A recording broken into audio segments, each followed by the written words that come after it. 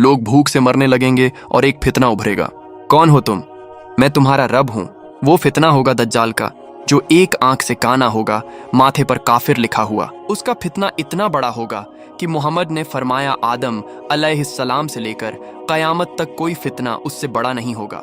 लेकिन अल्लाह ने उसके खात्मे का इंतजाम सदियों पहले कर दिया था। वो नबी जिनको जिंदा आसमानों पर उठा लिया गया था, वो लौट कर आएंगे। दज्जाल उनकी सांस की तपिश बर्दाश्त नहीं कर सकेगा और नमक की तरह पिघलने लगेगा। उसका अंजाम लुद्द के दरवाजे पर होगा, जहां आइसा इब्न मरियम अलैहिस्सलाम अपने नेजे से उस झूठे खुदा का नापाक वजूद हमेशा के लिए खत्म कर देंगे। हिजरी साल शुरू हुए अभी कुछ ही वक्त हुआ था। साहबा रसूल तमीम अलदारी रजी अल्लाह अपने 30 साथियों के साथ एक सफर पर निकले। समुंदर की लहरों ने उनके जहाज को एक खिलौने की तरह उछाला। पूरा 1 महीना वो जिंदगी और मौत के दरमियान रहे।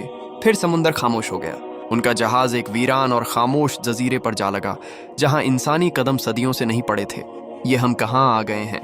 30 लोग एक अनजान साहिल पर खड़े थे और खामोशी जैसे चीख रही थी। तमीमदारी ने पुकारा, कौन है वहां? सामने आओ। वो कोई जानवर नहीं था, लेकिन इंसान भी नहीं लगता था। तमीमदारी ने कहा, तू क्या चीज है? उसने जवाब दिया, मैं जस्सासा हूं। मैं खबरें जमा करता हूं।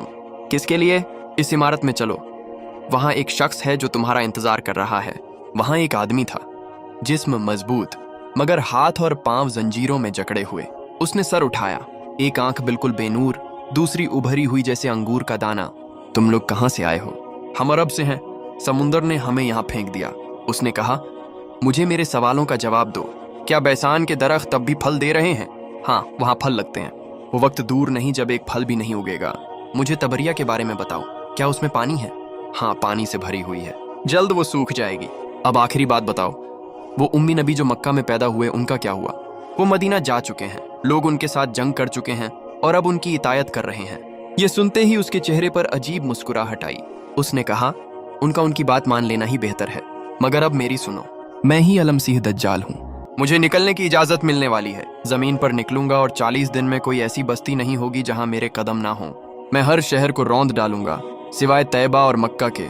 जब भी वहां घुसना चाहूंगा, एक फरिश्ता नंगी तलवार ली मेरे सामने आ जाएगा। उसकी आवाज में ऐसा खौफ था कि सहाबा ने महसूस किया, अगर एक लम्हा और रुके तो जंजीरें उन्हें भी जकड़ लेंगी। अल्लाह के करम से लहरें उन्हें वापस अरब के साहिल तक ले आईं।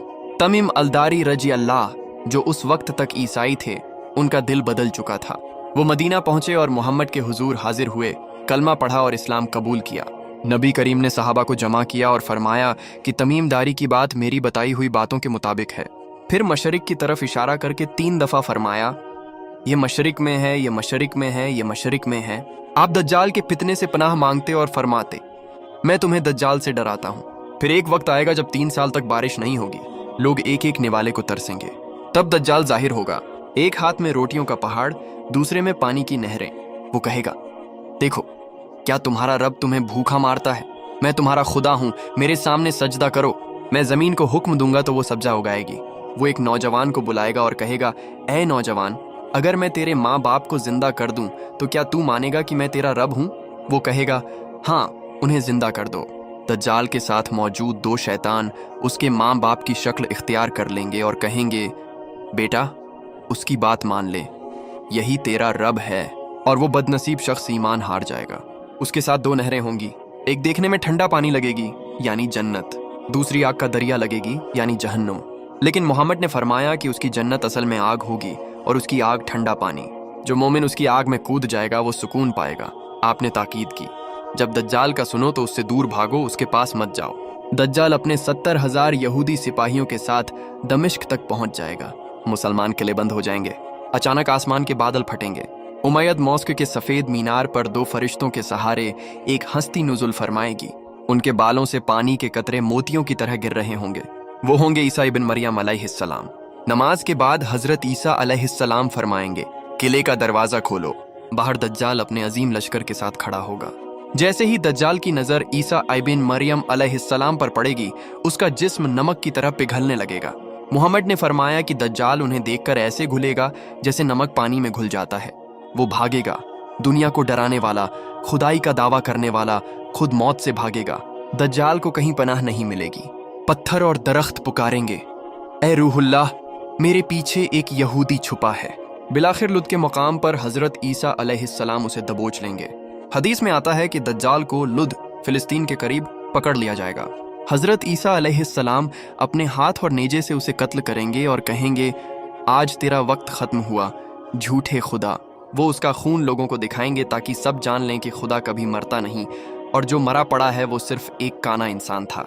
याद रखिए, उसके फितने से वही बचेगा जिसने सूरह अल कहफ को दिल में बसाया होगा।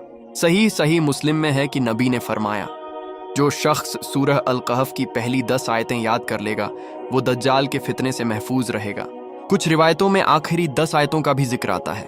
उलमा कहते हैं कि पूरी सूरह पढ़ना और समझना ही असल हिफाजत है। यह वाकया सिर्फ खौफ के लिए नहीं, हिदायत के लिए है। नबी ने डराने के साथ बचने का रास्ता भी बताया। जब चारों तरफ झूठ का अंधेरा हो तो सूरह अल कहफ को अपना चिराग बना लो। जिसके सीने में यह सूरह होगी उस पर दज्जाल का धोखा असर नहीं करेगा। यह सिर्फ आयतें नहीं, मोमिन की ढाल है, क्योंकि आखिर में न ताकत काम आएगी न लश्कर, सिर्फ ईमान।